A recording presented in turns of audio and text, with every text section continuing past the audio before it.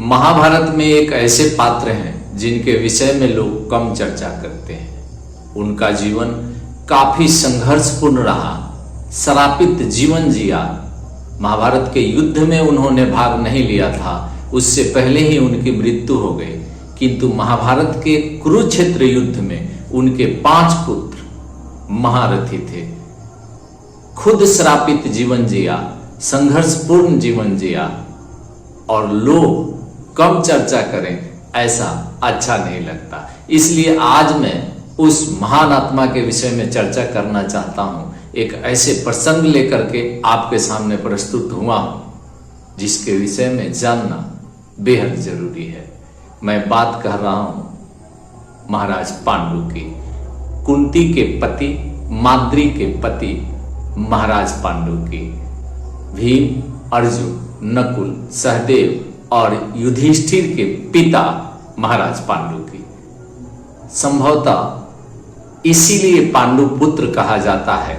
किंतु आपको यह सबसे पहले बता दूं कि पांडु ऐसे शराब से ग्रसित थे कि वह अपने पत्नी के साथ संबंध नहीं बना सकते थे।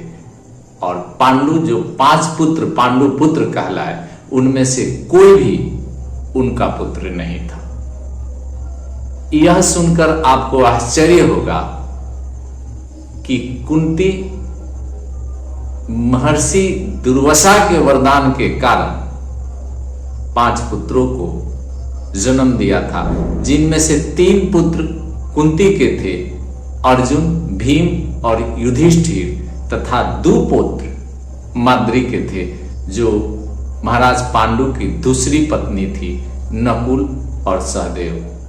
ये 5 देवताओं के पुत्र थे, न कि पांडु के। ऐसे संघर्षपूर्ण जीवन जिया है महाराज पांडु ने। हस्तिनापुर के सिंहासन पर जब बैठे थे और उस समय एक बार शिकार करने गए थे, वहां पर उन्हें श्राप मिला था। मैं आगे बात करूंगा उस ऋषि की जिन्होंने श्राप दिया था और क्यों दिया था श्राप। महाराज पांडु तथा धृतराष्ट्र का जन्म उस समय हुआ जब हस्तिनापुर का सिंहासन खाली हो गया था। देवव्रत अर्थात पितामह भीष्म सिंहासन पर न बैठने की वचन दे चुके थे, इसलिए कोई वंश नहीं था महाराज शांतनु का जो सिंहासन पर बैठे। केवल पितामह भीष्म ही थे। सत्यवती ने वेद व्यास को बुलाया और वेद व्यास ने अंबालिका तथा अंबिका के साथ दृष्टि भोग किया। उससे महाराज पांडु और धृतराष्ट्र का जन्म हुआ। धृतराष्ट्र बड़े थे, सिंहासन पर उन्हें बैठना चाहिए था, किंतु अंधा थे। इस कारण से पितामह भीष्म ने महाराज पांडु को हस्तिनापुर के सिंहासन पर बिठाया। तो आइए जानते हैं महाराज पांडु के विषय में पूरी गाथा, जिससे उनकी जन्म से लेकर मृत्यु तक की कहानी आपको समझ में आएगी। कुरु वंश का वैभव अपने चरम पर था। हस्तिनापुर के राजमहल में राजा विचित्रवीर्य की मृत्यु के बाद कुरुवंश मानो दिशाहीन हो गया था, न संतान न उत्तराधिकारी।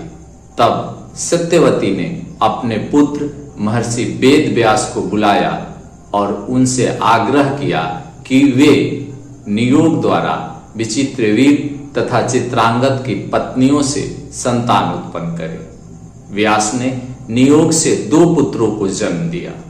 पहले धृतराष्ट्र, जिनका जन्म अंबिका से हुआ परंतु वे नेत्रहीन थे। दूसरे पांडु, जिनका जन्म अंबालिका से हुआ, जिनका रंग पीला और शरीर तेजस्वी था। महाभारत में लिखा हुआ है, पांडु अरस्य तदा जातम तेजम सूर्यसम महता, यह सर्वगुण संपन्नो धर्मयोगो जितेंद्रिय। महाभारत आदि पर्व अध्याय 113। अर्थात जब पांडु का जन्म हुआ तब वे सूर्य के समान तेजस्वी, धर्मज्ञ और इंद्रिय जय थे। बचपन से ही पांडु में युद्ध कला, धनुर्विद्या और नीति का अद्भुत संगम था। जब राज्य के युवराज का चयन हुआ तो धृतराष्ट्र अंधत्व के कारण अयोग्य घोषित किए गए और पांडु को हस्तिनापुर का सम्राट बनाया गया। पांडु के शासनकाल में हस्तिनापुर में अभूतपूर्व वृद्धि देखी गई। उन्होंने कई दिशाओं में युद्ध अभियान चलाया। उत्तर में हिमालय की ओर, पूर्व में अंग, मगध और बंग की ओर, दक्षिण में विदर्भ तक उन्होंने अनेक राजाओं को परास्त कर आर्यावर्त को एक सूत्र में बांध दिया।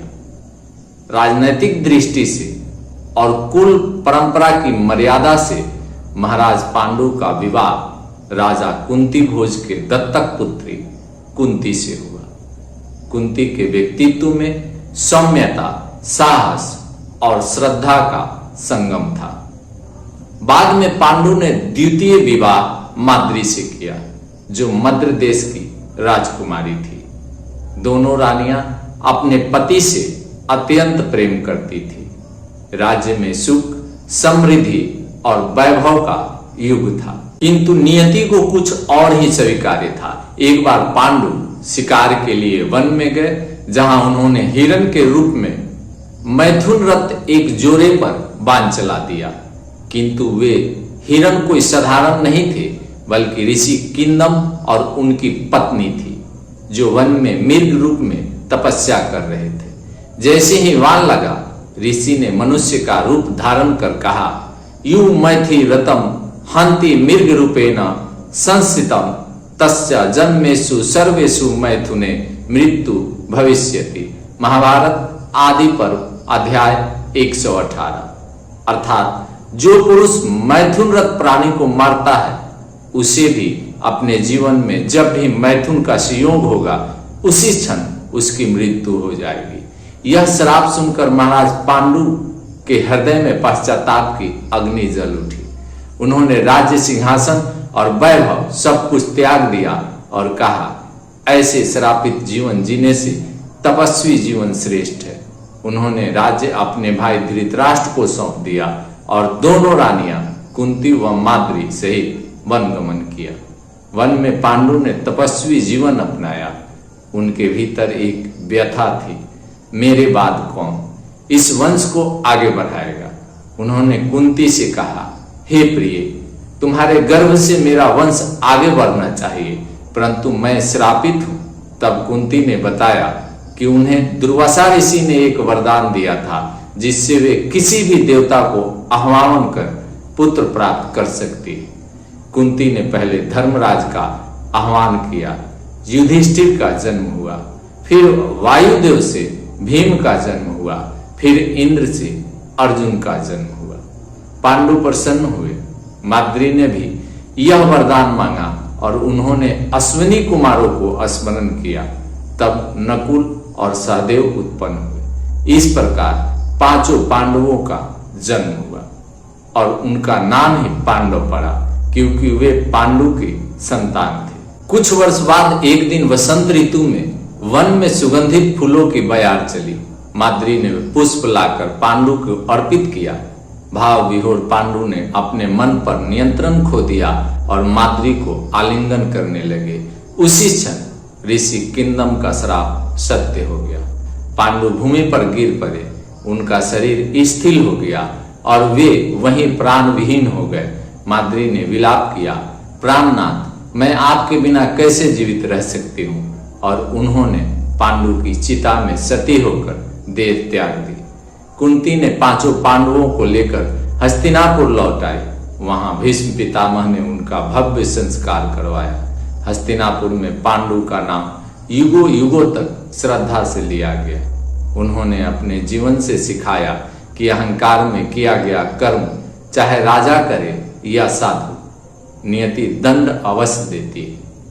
पांडु का जीवन दो रूपों में देखा जाता है, एक ओर वीर योद्धा, विजेता, धर्मज्ञ, सम्राट, दूसरी ओर एक श्रापित आत्मा जो पश्चाताप में तपस्वी बन गई। उनका जीवन सिखाता है कि धर्म और संयम ही राजसत्ता का वास्तविक आभूषण है।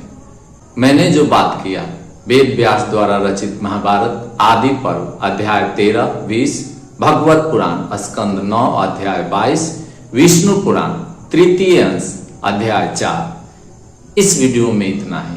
अगले वीडियो तक मुझे इजाजत दें। जय श्री कृष्ण।